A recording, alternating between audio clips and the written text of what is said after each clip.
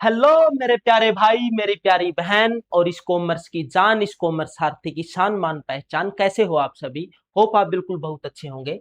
जैसे कि आपने थंबनेल देख लिया होगा, आज के इस वीडियो सेशन में हम बात करने वाले हैं कि जो एचएसएससी की वो न्यू ज्वाइनिंग है, वो किन किन कैंडिडेट की न्यू ज्वाइनिंग होने वाली है, कौन सी पोस्ट कैटेगरी की ज्वाइनिंग होने वाली है और किन किन कास्ट कैटेगरी की ज्वाइनिंग होने वाली है। और डीप एनालिसिस, डीप इंटरप्रिटेशन करेंगे हम इस सिविल रिट पिटीशन 17/396/2025 का जो डिसीजन आया उसकी। और थोड़ा चिंताजनक विषय है हमारे बीसीए कैटेगरी के कैंडिडेट की, जिनका रिवाइज रिजल्ट था वो रिमांड कर दिया गया है। ठीक है, कॉमर्स ग्रुप के लिए खुशखबरी है और हमारे जो अदर कास्ट कैटेगरी थी, पोस्ट कैटेगरी थी, उसमें जर्नल, ईडब्ल्यूएस, एससी के लिए भी खुशखबरी है। तो चलिए शुरू करते हैं वीडियो को। जैसा कि आप सभी जानते हैं, हमारा रिवाइज रिजल्ट 14 जून 2025 को आया था। ये रिवाइज रिजल्ट किसके अगेंस्ट हुआ? ये रिवाइज रिजल्ट हुआ हमारा, जो रिजल्ट हमारा 17 तारीख 10वां महीना 2024 में एंड 19 तारीख 10वां महीना 2024 को रिजल्ट आया था, उसके अगेंस्ट ये रिवाइज रिजल्ट हुआ। रिवाइज रिजल्ट क्यों हुआ? वो इसलिए हुआ कि जो हमारी एचएसएससी थी उसने हमारे माननीय हाई कोर्ट की जो ऑर्डर था उसको कॉम्प्लायंस करने के लिए, वो ऑर्डर कौन सा था? वो ऑर्डर था अगेंस्ट, वो ऑर्डर किसके अगेंस्ट था? वो था हमारा civil writ petition 17/852/2024 and civil writ petition 18/606/2024 के अगेंस्ट। इस ऑर्डर को कॉम्प्लायंस करने के लिए रिवाइज रिजल्ट करना पड़ा। अच्छा, ये जो CWP 17/852/2024 है, ये क्या था? ये मामला था कि जो फर्स्ट रिजल्ट हमारा इशू हुआ उसके अंदर कुछ कैटेगरी के, जैसे EWS, BCA, SC category candidate, उन्होंने अपना टाइम पर सर्टिफिकेट सबमिट नहीं कर पाए थे। लेकिन एचएसएससी ने अपनी एडवर्टाइजमेंट में ये मेंशन किया था, अगर आप अपना कास्ट सर्टिफिकेट अपलोड नहीं कर पाते हैं फॉर्म अप्लाई करते टाइम, हम आपकी फैमिली आईडी से इसको वेरीफाई कर लेंगे। लेकिन एचएसएससी ने ये इसको वेरीफाई नहीं किया और जो कैंडिडेट थे उन्हें उनकी कैटेगरी में कंसीडर ना करके जर्नल में कंसीडर किया, जिस कारण कुछ बच्चों का कैटेगरी के अंदर सिलेक्शन हो रहा था लेकिन जनरल कैटेगरी के अंदर सिलेक्शन नहीं हो पाया। उन्होंने इस पर केस कर दिया। केस के अंदर जो ये केस था वो था सिविल रिट पिटीशन 17/852/2024। इसका डिसीजन आया हमारा 5 फरवरी 2025 को। हमारे माननीय कोर्ट ने कहा कि जो ये आपने कास्ट सर्टिफिकेट का कट ऑफ डेट डिसाइड की है, इसको डिसमिस किया जाए, क्योंकि जो कास्ट है वो बच्चे की जन्म से ही निर्धारित है। ठीक है, उसे आप उसकी कट ऑफ डेट को निर्धारित करके उस कास्ट के जन्म सिद्ध अधिकार को आप रिफ्यूज नहीं कर सकते। ठीक है, इस इस आदेश को देते हुए कोर्ट ने बोला कि आप रिजल्ट को रिवाइज कीजिए और जो बीसीए के कैंडिडेट है जिन्होंने सर्टिफिकेट अपलोड नहीं किया उनको भी उनकी सेम कैटेगरी के अंदर कंसीडर कीजिए। ठीक है, अब जो अपना सिविल रिट पिटीशन 18/606/2024 का था, ओब्लिक 2024 था, ये क्या था? ये था हमारे 2019 के अंदर एडवर्टाइजमेंट हुई थी एलडीसी की यूएचबीवीएन और डीएचबीवीएन में। तो उनको वो कोर्ट केस जीत गए थे लेकिन उनको फिर भी ज्वाइनिंग नहीं मिली थी, इसलिए ये कॉमर्स ग्रुप से रिलेटेड था।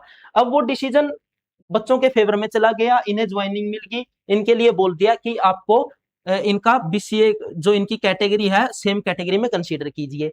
अब फिर हमारा जो ये 5/2025 का जो ऑर्डर था इसको कंसीडर करके हमें 14 जून 2025 में एचएसएससी ने रिजल्ट को रिवाइज किया। ठीक है, रिजल्ट क्या रहा हमारा? रिजल्ट रहा जैसे कि इसमें 4 लिस्ट इशू की गई।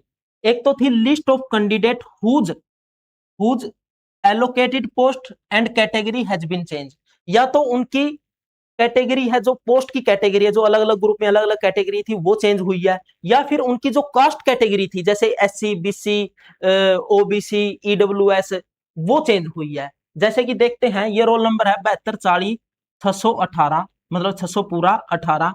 इसको जो पहले रिजल्ट आया था उसमें कैटेगरी, कौन सी कैटेगरी के अगेंस्ट इसका सिलेक्शन हुआ था? वो था 380 नंबर कैटेगरी के अंदर। और सेम कास्ट कौन सी थी, ईडब्ल्यूएस के अंदर इसका इस कैटेगरी के अगेंस्ट सिलेक्शन हुआ था। लेकिन रिवाइज रिजल्ट के अंदर इसकी जो पोस्ट की कैटेगरी थी वो इसकी चेंज होगी, लेकिन इसकी जो कास्ट कैटेगरी थी वो सेम रही। ठीक है, उसी प्रकार हमारा एक रोल नंबर है 7240 पूरा 628। इसको जो पहले रिजल्ट इशू हुआ था उसके अंदर इसको कैटेगरी मिली थी 352, लेकिन कौन सी कैटेगरी के अगेंस्ट, एससी कैटेगरी में इसका सिलेक्शन हुआ था। रिवाइज रिजल्ट के बाद इसकी वो कैटेगरी जो पोस्ट की कैटेगरी थी ना ग्रुप में, 100 नंबर कैटेगरी में सिलेक्शन हुआ, 352 से 100 में चला गया। और जो ये एससी कैटेगरी के अगेंस्ट इसका सिलेक्शन हुआ था वो रिवाइज रिजल्ट के बाद इसका जर्नल में सिलेक्शन हो गया। ठीक है, दूसरी लिस्ट क्या हुई थी, दूसरी लिस्ट इशू हुई थी कि list of candidate whose allocated post category is same but category selected against main की कास्ट की जो कैटेगरी थी वो चेंज हो गई। ओनली कास्ट की कैटेगरी चेंज हुई, जो कैटेगरी उसे पोस्ट की कैटेगरी मिली थी ना वो सेम रही।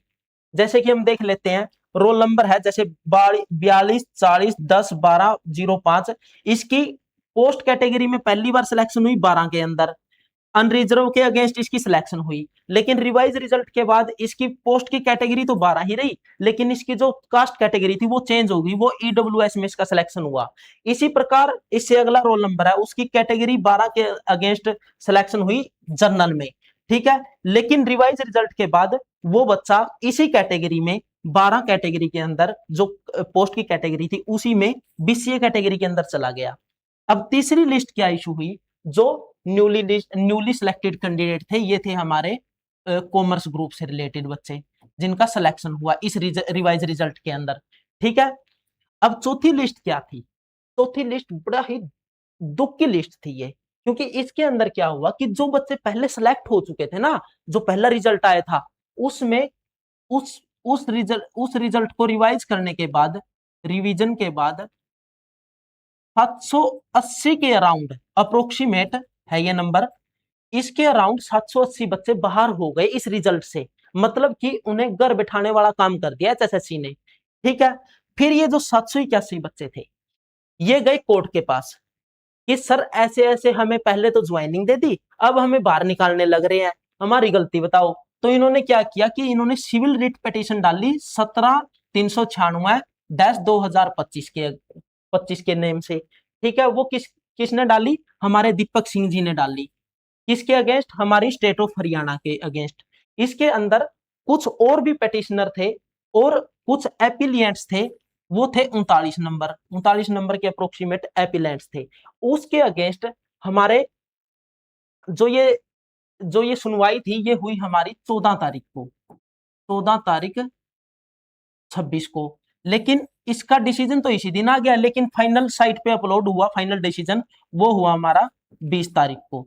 मतलब कि टोटली 13 महीनों का इंतजार इस ऑर्डर के बाद पूरा हुआ है हमारा। 13 महीनों के इंतजार के बाद आज ये ऑर्डर देखने को मिला हमें। कुछ बच्चों के लिए खुशखबरी है, कुछों के लिए थोड़ा दुख का विषय है, चिंताजनक विषय है। ठीक है, क्योंकि हमारा रिजल्ट आया था 14/6/2025 को रिवाइज रिजल्ट। ठीक है, अब मैं अपनी तरफ से बिल्कुल गहराई से, दिल की गहराइयों से मैं अपने माननीय जस्टिस हरसिमरन सिंह सेठी जी का और अपने जस्टिस अमरिंदर सिंह गरेवाल जी का बिल्कुल दिल की गहराइयों से धन्यवाद करता हूं। मैं धन्यवाद करता हूं अपने एचएसएससी के चेयरमैन हिम्मत सिंह जी का और उनके एडवोकेट जनरल का, और हमारे जो पेटिशनर थे उनके जो सीनियर एडवोकेट थे उनका भी मैं बड़ी दिल की गहराइयों से धन्यवाद करता हूं कि उन्होंने एटलीस्ट इस केस को एक साइड तो दी, एक डायरेक्शन तो दी, कुछ बच्चों के लिए तो खुशी का माहौल क्रिएट किया। तो चलिए शुरू करते हैं।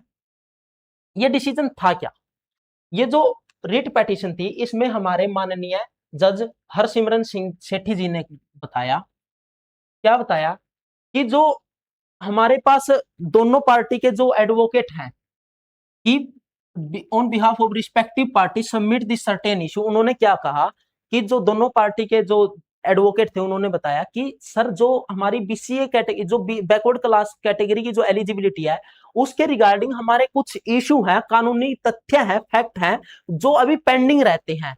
ठीक है, वो अभी फाइनल नहीं हुए हैं, इसलिए हम दोनों पार्टी मिलकर both the party have no objection, हमें कोई ऑब्जेक्शन नहीं है। अगर आप जो ऑर्डर पास हुए थे, जो पिछले सिंगल बैच में ऑर्डर पास हुआ था, जो हमारा 5/2/2025 को जो ऑर्डर पास हुआ था रिजल्ट रिवाइज करने का, ठीक है, जो बीसीए कैटेगरी को उनकी कैटेगरी में रखने के लिए, उनकी कैटेगरी का उन्हें अधिकार देने के लिए जो रिजल्ट, जो डिसीजन हुआ था, वो बोल रहे हैं कि इन्हें आप कैंसिल कर दीजिए, इन्हें आप दोबारा भेज दीजिए, ठीक है। क्योंकि अभी इस पर कुछ और विचार करने हैं, और कुछ बच्चे ऐसे हैं, क्योंकि एक साइड तो बिल्कुल ही ऐसी रहेगी, जो अप्रोक्सीमेट जो 780 बच्चे थे, उनका तो पक्ष सुना ही नहीं गया ना भाई, उन्हें तो बिल्कुल बिना सुने ही उनके बाहर बिठा दिया लिस्ट से।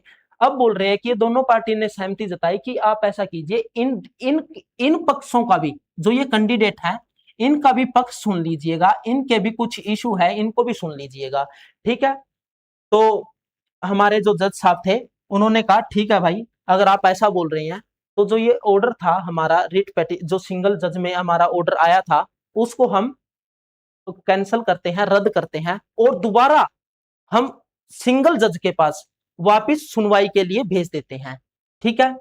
अब यहां पर कोर्ट का क्या कहना है? कोर्ट ने ना तो जो पहला ऑर्डर आया था ना, जो पहला ऑर्डर आया था सिंगल जज का, ना तो उसको गलत बताया यहां पर, ठीक है, उसको भी इन्होंने गलत नहीं बताया। लेकिन जो ये 780 कैंडिडेट है या अदर कैंडिडेट है जिन्होंने ये रिट पिटीशन डाली हमारे दीपक जी के थ्रू, 17 ये जो हम बात कर रहे हैं, तो ना ही वो कैंडिडेट सही है, कोर्ट ने ऐसा डिसीजन नहीं दिया। लेकिन कोर्ट ने यह जरूर कहा है कि अंतिम निर्णय लेने से पहले हमें दोनों पक्षों को एटलीस्ट अच्छे से सुन लेना चाहिए, दोनों पक्षों को अपने अपने पक्ष रखने का अधिकार दे देना चाहिए, ठीक है। तो इस चीज को मद्देनजर रखते हुए हमारे ऑर्डर ने अकॉर्डिंगली कहा कि इसे वापस सिंगल बैच के पास, सिंगल जजेस के पास दोबारा सुनवाई के लिए भेज दिया जाना चाहिए। इसको एक्सेप्ट कर लिया कोर्ट ने, ठीक है। अब हमारा तीसरा पॉइंट क्या कहता है? जो तीसरा पॉइंट था वो क्या कहता है कि जो जजमेंट है ऑफ लन सिंगल जज हैज बीन सेट असाइड, कि जो वो जो पहले बैच में डिसीजन आया था ना, जो हमने पीछे वो ऑर्डर दिखाया था आपको 17/852 का, जो नवीन जी का केस था, रिट पिटीशन थी, उसको इन्होंने रद्द कर दिया, ठीक है। और the corrigendum which were issued by the state order to comply with the said judgement, तो इस जजमेंट को जो 17/852 था हमारा, 17/852/2024, ये नवीन जियो ने रिट पिटीशन डाल दी थी। इस ऑर्डर के अगेंस्ट जो हमारा रिवाइज रिजल्ट हुआ था, जो हमारा कोरिजेंडम इशू हुआ था, उसको भी इन्होंने कैंसिल कर दिया, रद्द कर दिया। लेकिन इन्होंने साथ में ही क्या ऐड किया कि इट इज मेड क्लियर, यह क्लियर कर दिया जाता है कि जो ये रिवाइज रिजल्ट है, ये बैकवर्ड क्लास के अगेंस्ट ही कैंसिल हुआ है, कि मतलब जिनका जो कैंडिडेट की जो रिवाइज रिजल्ट इशू हुआ था, ये बीसी कैटेगरी के, जो बैकवर्ड क्लास के कैटेगरी के जो मुद्दा था, उसको सोल्व करने के लिए जो इशू जो रिवाइज रिजल्ट हुआ था, उसको सोल्व करने के लिए जो रिवाइज रिजल्ट इशू हुआ था, उसको रद्द किया जाता है, सिर्फ उसको। लेकिन and the revised merit of other category which has no correlation with the issue decided by the learned single judge will remain operative, मतलब कि जो बीसी कैटेगरी थी ना, बीसी कैटेगरी का जो रिवाइज रिजल्ट था, उसको तो इन्होंने कैंसिल कर दिया, रद्द कर दिया, ठीक है, दोबारा सुनवाई के लिए भेज दिया। लेकिन जो इस रिवाइज रिजल्ट के अंदर जो अदर कैटेगरी थी, जैसे जर्नल, ईडब्ल्यूएस और एससी, कि ऐसे कैंडिडेट की ऐसी लिस्ट जिसका इससे कोई मैटर नहीं था, इससे कोई संबंध नहीं था, इससे किसी प्रकार का रिलेशन नहीं था, या इस जजमेंट से, जो ये जजमेंट आई थी हमारी, इससे जो ये इस कैटेगरी के बच्चे थे, जो उनका रिजल्ट इससे कोई प्रभावित नहीं हो रहा था, तो वो रिवाइज रिजल्ट सेम का सेम बना रहेगा। जैसे कि मैंने बताया कि बच्चों की कैटेगरी, जो दूसरा पॉइंट दिखाया था ना मैंने रिवाइज रिजल्ट में, कि बच्चों की कैटेगरी सेम की सेम रही, जो कास्ट कैटेगरी है, लेकिन उनकी जो पोस्ट कैटेगरी थी सिर्फ वो चेंज हुई, तो उन पर कोई इफेक्ट नहीं पड़ेगा। अब चौथा पॉइंट हमारे सामने क्या आया कि further it may be notified, notice the keeping any candidate belonging to general category or EWS category who is entitled for appointment having no concern with regard to the eligibility of the candidate who are competing in the reserve category of backward class, ठीक है। अब इन्होंने दोबारा क्या कहा कि जो हमारी कैटेगरी थी journal, EWS and SC category, जो ये था, अगर इनका किसी प्रकार का कंसर्न नहीं है इससे, तो उन बच्चों की such candidates should be considered for appointment according to their merit rather than withholding their appointment। कि जो ये बच्चे हैं उनकी ज्वाइनिंग को रोकना उचित नहीं है, उनको ज्वाइनिंग दे देनी चाहिए, उनकी ज्वाइनिंग को रोकना उचित नहीं है, क्योंकि ये जो मामला है ये सिर्फ बैकवर्ड क्लास से रिलेटेड है। अगर इस कैटेगरी के बच्चों का BCA कैटेगरी से रिलेटेड जो रिवाइज रिजल्ट हुआ उससे कोई संबंध नहीं रखते, ठीक है, तो इन बच्चों को ज्वाइनिंग दे देनी चाहिए, सिर्फ एक के कारण सभी को रोक कर नहीं रखना चाहिए। फिर एक इंपॉर्टेंट इन्होंने clarification the, further clarified that कि अगर बाद में general category in case any situation arise for touching such candidates appropriate process as required under law will be undertaken by the HPSC और HSSC। अगर बाद में ऐसी कोई सिचुएशन क्रिएट होती है, जैसे कि मान लो ये सिंगल जजेस में दोबारा हमारा ये फैसला जाएगा बैकवर्ड क्लास का, फिर उसके बाद जो डिसीजन आएगा उस डिसीजन से अगर इस कैटेगरी के कैंडिडेट्स की जो अफेक्ट होगी सिचुएशन, जो पोस्ट है उसकी सिचुएशन है अगर अफेक्ट होगी, तो फिर उसको HSSC अपने कानून के अनुसार उस पर कार्यवाही करेगा। मतलब समझिएगा कि इन्हें ज्वाइनिंग तो दे दी जाएगी, वो क्या होगी, वो इंटरिम प्रोटेक्शन होगी मेरे भाई, इंटरिम प्रोटेक्शन, न कि इंटरिम प्रोटेक्शन है वो, आपका परमानेंट राइट नहीं है, वो परमानेंट राइट नहीं है, ठीक है। मतलब आपको ज्वाइनिंग दी जाएगी लेकिन किसके अधीन, फाइनल आउटकम के अधीन, ठीक है। पांचवा क्या था, पांचवा पॉइंट कहता है हमारा, there are certain condition candidate who want impleadment in the present proceeding, कि जो हमारे कुछ कैंडिडेट थे ये रिट पिटीशन होने के बाद इसके मेंबर बनना चाहते थे, पिटीशनर बनना चाहते थे, उनके लिए भी कोर्ट्स ने कहा है, हमारे माननीय जज साहब ने कहा है कि आप ये मामला अब हमने दोबारा सिंगल बैच के पास, सिंगल जजेस के पास भेज दिया है सुनवाई के लिए, अगर आप चाहते हैं तो आप उसके अंदर पेटिशनर बन सकते हैं, ठीक है। जो पेटिशनर बनना चाहते थे उन पर रोक लगा दी थी, अब वो पेटिशनर बन सकते हैं, ठीक है। allowed to continue subject to the outcome of the writ petition to be decided by the learned single judge upon remand। हाँ, और तीसरी बात क्या कही इन्होंने इस पांचवें नंबर पॉइंट में, however the candidates belonging to backward class already appointed and working will be allowed to continue subject to the outcome of the writ petition to be decided by the learned single judge upon remand। मतलब क्या है कि जो candidate backward class से संबंधित है, जो backward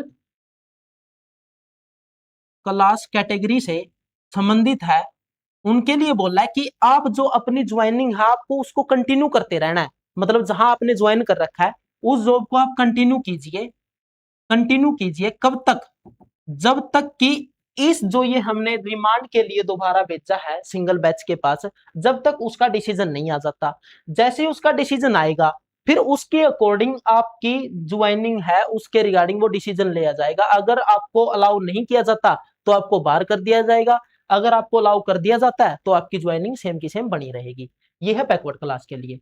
अब मेरे लिए सबसे बड़ी खुशखबरी की बात यह है कि जो कॉमर्स ग्रुप के एटलीस्ट बच्चे थे, जो निर्दोष बच्चे थे, जिन्होंने जिनका इस रिवाइज रिजल्ट से कोई संबंध भी नहीं था, वैसे ही इसके साथ अटैच कर दिए, उनके लिए खुशखबरी की बड़ी बात है कि जो ये रिवाइज रिजल्ट है ना, जो जो रिमाइंड कर दिया, सेट असाइड कर दिया, ठीक है, बैकवर्ड क्लास के लिए किया ये ओनली, लेकिन इसका अफेक्ट हमारी जो एडवर्टाइजमेंट थी, एडवर्टाइजमेंट नंबर 7 ऑफ 2024 जो कि कॉमर्स ग्रुप से रिलेटेड है, कॉमर्स ग्रुप से रिलेटेड है, कॉमर्स ग्रुप से रिलेटेड है। अच्छा मेरी बात सुनिए आप, मैं हूं आपका कॉमर्स सारथी मेरे भाई, मैं अपने इस कॉमर्स सारथी यूट्यूब चैनल पर हरियाणा सीईटी या अकाउंटेंट ऑडिट ऑफिसर, आप केवीएस, एनवीएस, DSSB या सेंट्रल लेवल में कहीं भी प्रिपरेशन करना चाहते हैं तो मैं वहां आपकी प्रिपरेशन करवाऊंगा भाई।